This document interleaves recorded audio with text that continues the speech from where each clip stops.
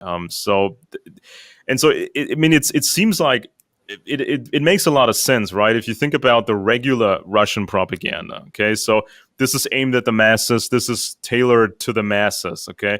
So when a high-level person in the West then is pro-Russia, especially if it's a former general or former intelligence high-level officer, or it's a experienced politician, if those kind of guys in the West are now pro-Russia, of course it's highly suspicious, and some of them may be bought, some of them may compromise themselves, but I strongly suspect, and there is significant evidence to this, I strongly suspect there is another category of Russian propaganda which is targeted at a high-level audience in the West.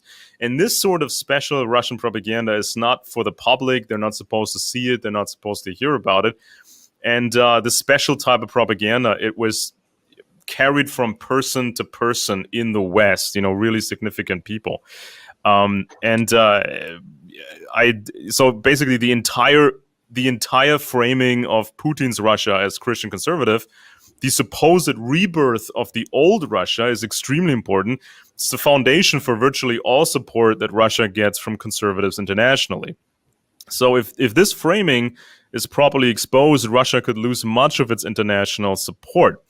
That's why I've been looking into this. And of course, last show I talked about these German politicians, far right-wing, successful German politicians, and they're now under investigation. There have been raids against, politicians, European Parliament politicians. They've been raided because the suspicion is they took Russian money, cash money, or they took Chinese money. Now here you have, right-wingers, supposed right-wingers, being accused of taking Chinese money, and one of these politicians even had a Chinese man as close assistant who is suspected of espionage. But these, in general, these German right-wingers, they seem to think they're not really dealing with the successor of the KGB, but they seem to think they are dealing with a Christian conservative Russian intelligence service, as if the old Russia was back, Tsarist Russia. And that's why I think a bunch of people in the West were pro-Russia. They're not necessarily bought, or not bought that much. They're not necessarily compromised that much. I think a number of them really believes this special type of propaganda that was created and that's out of the public. Yeah, I think Tucker Carlson is very much an example, and I think there's a couple of generals I could talk about who I know personally who have very patriotic, but they have completely swallowed this idea that there's a silent revolution going on in Russia, that Christianity is being restored, and we need to work with these people against the globalists and the socialists. General Flynn talked a little while ago about that Putin's invasion of Ukraine upset the globalist plans, for instance. And this is clearly this is a new trust. I think QAnon is largely modeled off the trust, but that's more for the peasants. But I think there's this, as you say, there is these networks of people who indoctrinate each other into this secret knowledge. Yeah, because how does a guy like Flynn, how would a guy like Flynn believe the regular propaganda? How do you sell that story of the old Russia is back, with the czars and the other, white aristocracy? I mean, how can you sell that unless you have a very special type of propaganda that is credible? Because the regular stuff just isn't. If you just have former KGB guys parading around, living in palaces, I mean, that doesn't work, right? But I found this one thing, and that led me to a bunch of other things. I found this little tiny bit in Catherine Belton's book, Putin's People, right? And I wrote her about this. So I'm waiting for a response from her. So she wrote this book about Putin, right? And she got a source, and that source says, well, there's this Russian-born princess, Princess Tatiana von Metternich. She married into the Metternich clan. So Russian-born, fled from the communists, goes to Germany, lives in a castle in Hessen, okay? lives in this nice little castle. There's a visitor, and the visitor is, quote, or was, quote, a young, pretty young KGB agent, Vladimir Putin. And he goes to the princess and he does this Orthodox ritual. And the princess says she was very impressed by him.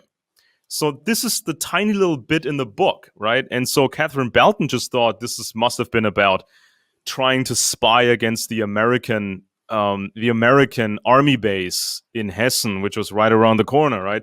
But there's something much bigger to this, because I just got the books written by the princess. Okay, so Princess Tatiana von Metternich, very old family herself. Her Vasilchikov family, very close to the czars.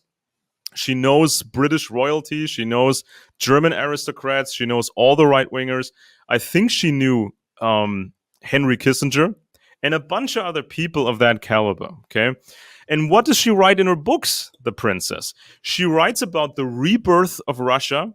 The old Russia is coming back, and she's firmly convinced, or was, because he died a few years ago, firmly convinced there was this secret underground in Russia during the Soviet era.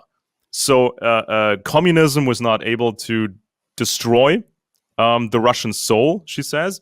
It was not communism could not destroy the church in Russia.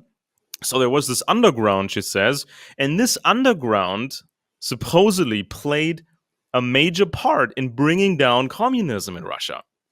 And she thinks Sobchak was a member of that underground, the mentor of Putin, right? So, and she got to visit Sobchak in St. Petersburg. She got the grand tour. She got to visit all these places, especially the big churches and everything. And she wrote about this rebirth. So I thought, well, this is exactly like what the big lie would be. The same thing she's saying. So I suspect when Putin visited her in her castle, Putin told her he was part of the underground. So I think this is an idea that Tatiana then brought to all her other contacts, aristocrats, Henry Kissinger and all these other guys that she knew. And so this is how the idea spread, not in public, but from person to person, these high-level people. Amongst the elite. And so this is kind of how they made it work, because you can't just start this deception in 1991. You have to do it earlier. You have to do it during communism. And so I read the books and I'm like, wow, this is nuts. This is completely crazy. And I actually looked at some old CIA documents and some old studies, because I wanted to know, what else do we know about a supposed right-wing underground in Soviet Russia? And you find some CIA documents, you find some studies, and guess what? Some of these underground right-wing publications in Soviet Russia, decades ago, many decades ago, they said the exact same thing as the princess Tatiana in her books. The rebirth of Russia. We're going to bring the old Russia back. There's an underground, and they wanted to get Solzhenitsyn into their groups and stuff. And I'm like, okay, this kind of makes sense, right? I mean, you would start the deception during the Soviet era. You would tell people, like people in the West with a Russian background, like Princess Tatiana, and you sell that lie to her with a guy like a young Putin, and then she sells it to other people. And this is really interesting, because if we untangle this thing that they did, Russia actually now may lose a lot of international support with the conservatives, because this is the lie. The old Russia is not back. They killed the old Russia. They absolutely murdered it.